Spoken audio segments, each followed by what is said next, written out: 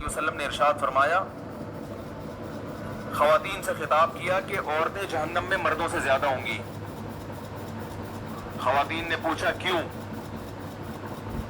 इस हदीस में तो है औरतें ज़्यादा होंगी, दूसरी हदीस में आता है जन्नत में भी औरतें ज़्यादा होंगी। एक और हदीस, ये मैं इसलिए कह रहा हूँ कि ख़वातीन डर जाती हैं कि हम यहाँ भी वहाँ भी हमें क्या मजाक है। वजह उसकी है कि ख़वातीन की आबादी ही ज़्यादा होगी, तो ज़ाहिर इधर भी ज़्यादा तो उधर भी ज़्यादा।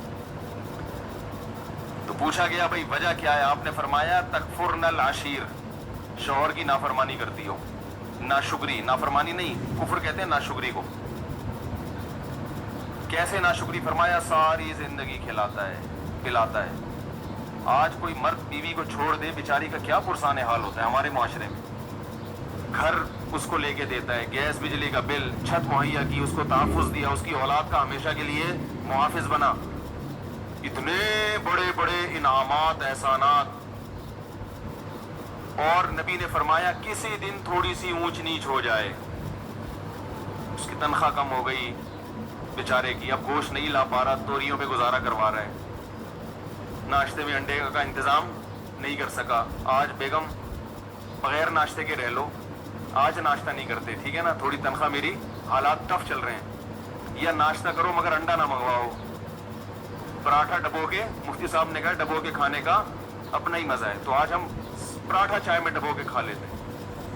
तो नबी सल्लल्लाहु अलैहि वसल्लम ने फरमाया कभी कुछ हो जाए ना तो क्या औरत ताना कैसा देती है, मा राअयतु मिनका खैरन कत्तु, मैंने कभी भी आपसे खैर, सब औरतें नहीं, बहुत सी औरतें ये काम करती हैं कि मैंने आपसे कभी खैर नहीं देखी, मैं इस घर में आई हूं, मुझे मिला क्या है।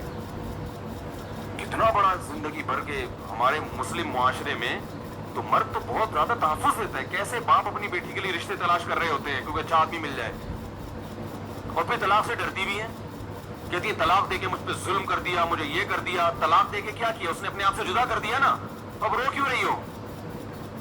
इसका मतलब वो ना देता तो तुम पर एहसान था उसका कि उसने तुम्हें ठिकाना दिया हुआ है, और देना गलत समझा जाता है मुआशरे में, इसलिए कि वो जो तमाम तहफ़्फ़ुज़ात उसने दिए हुए थे वो तुमसे छीन लिए। तो नुकसान औरत का होता है कि नहीं होता? तो कितनी बड़ी फजीलत है। लेकिन नबी ने फरमाया कि तकफुरनल अशीर, जो अशीर है ना हमेशा साथ रहता है, तो उसकी नाशुक्री करती हो। तो भाई इससे साफ पता चलता है कि जब किसी की खिदमात ज्यादा हों, बाप और माँ का भी यही हुक्म है, अब्बा को बर्दाश्त करने का हुक्म है कि नहीं है? आपके वालिद साहब अगर आप JUI में हो और अब्बा PTI की तारीफें शुरू कर दें इमरान खान की, अब्बा को बोलोगे अब्बा आप मेरे दिल से उतर गए? बोलोगे? बोलो ना भाई। आप JUI के हो, आप धरने में शिरकत के लिए जा रहे हो और अब्बा ने कहा इमरान खान जिंदाबाद, आप बोलोगे यार अब्बा ऐसी बातें नहीं करो यार, बस यही बोलोगे ना, अब्बा ये नहीं करो यार, मैं धरने में जा रहा हूं, आप कह रहे इमरान खान जिंदाबाद। आप अब्बा को लिख के दोगे अब्बा आप मेरे दिल से उतर गए, अब्बा बोलेगा दफा हो यहां से, तू मैं तेरे दिल से उतर गया, तू मेरा बाप है जो मेरे ताने दे रहा दिल से उतर गया, तेरी औकात की है? बाप यही कहेगा ना, मैंने जना है तुझे, सारी जिंदगी मैंने खिलाया पिलाया। तो माँ को भी कोई ताना नहीं दे सकता। हमें याद है जब ज़ियाउल-हक का दौर था, हम बहुत छोटे बच्चे थे उस वक्त, तो ज़ियाउल-हक ने रेफरेंडम करवाया था कि इस्लाम चाहते हो तो हाँ, इस्लाम नहीं चाहते तो ना। बहुत होशियार आदमी था ज़ियाउल-हक। उसने रेफरेंडम करवाया था कि अगर आप इस्लाम चाहते हैं तो मजीद 5 साल के लिए मुझे वोट दे दें। तो हमारे खानदान में एक बूढ़ी खातून थी, है अब तो बूढ़ी हो गई, उस वक्त तो इतनी बूढ़ी नहीं थी, वो हमारी महरम रिश्ता है उनसे, वो नाम पे ठप्पा लगा के आ गई। बड़े हमने कहा भाई क्या हो, इस्लाम नहीं चाहिए? उन्होंने कहा इस्लाम चाहिए, ज़ियाउल-हक नहीं चाहिए हमें। उन्होंने कहा इस्लाम चाहिए हमें, ज़ियाउल-हक नहीं चाहिए, उनको नहीं पसंद होगा ज़ियाउल-हक। तो बाकी अक्सर लोग हाँ पे जाके ठप्पा लगा रहे थे, तो हमें उनकी बात पे हंसी आई।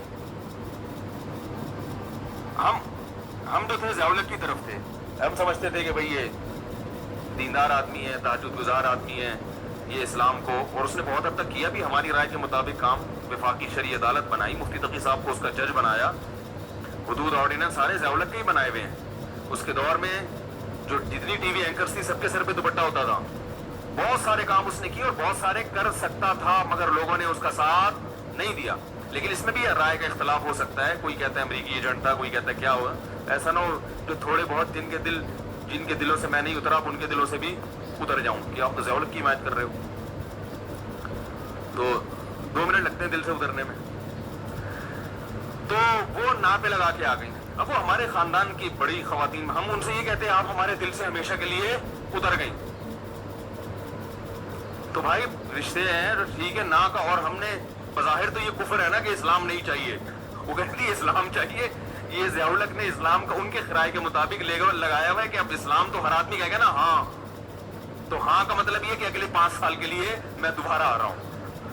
تو بھائی ہمارے اپنے رشتے داروں میں ہم جب بیٹھتے ہیں, کوئی جے یو آئی کی حمایت کر رہا ہوتا ہے, کوئی پی ٹی آئی کی حمایت کر رہا ہوتا ہے. اب جو خاندان کے بڑے بزرگ ہیں ہم ان سے تمیز سے احترام سے تھوڑی سی ڈیبیٹ کر لیتے ہیں, بحث کر لیتے ہیں. بھائی ٹھیک ہے آپ کی رائے ہے, بڑے بزرگ تو بزرگ ہی رہیں گے. اب یہ تھوڑی کہ وہ پی ٹی آئی میں چلا گیا تو وہ ہمارے دل سے اتر گیا, وہ جے یو. بھائی بڑے خاندان کے رشتہ ہے, دوست احباب میں بھی ایسے ہی ہوتا ہے. ہم جب بیٹھتے ہیں ہمارے دوستوں میں, ہمارے شاگردوں میں, میرے شاگردوں میں کوئی جے یو آئی کا ہے, کوئی پی ٹی آئی کا ہے, وہ بیٹھے ہوئے ہوتے ہیں.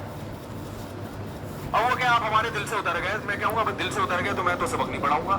جب تمہارا استاد سے تمہیں عقیدت محبت ہی ختم ہو گئی تو میں تمہیں تفسیر کیوں پڑھاؤں, میں کیوں پڑھاؤں بھائی تمہیں تفسیر. اتنا بڑا تانا تم نے دے دیا کہ آپ آپ ہمیں سمجھ میں ہی نہیں آ رہے نا, تو جب پھر اس سے پڑھو جو تمہیں سمجھ میں آ رہا ہے, جو سمجھ میں نہیں آ رہا اس سے کیوں پڑھ رہے ہو. تو چھوٹا دل نہ رکھو میرے بھائی, ظرف کو کیا کرو, دوسرے کی رائے سننے کا تحمل پیدا کریں,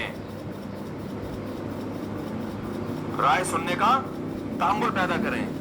میں بہت کچھ بول سکتا ہوں ممبر پہ بیٹھ کے, بہت کچھ دلائل کے تانے بانے ملا سکتا ہوں, آپ بھی ملائیں, لیکن ہم تو ایک اصولی اور ضابطے کی بات کر کے آگے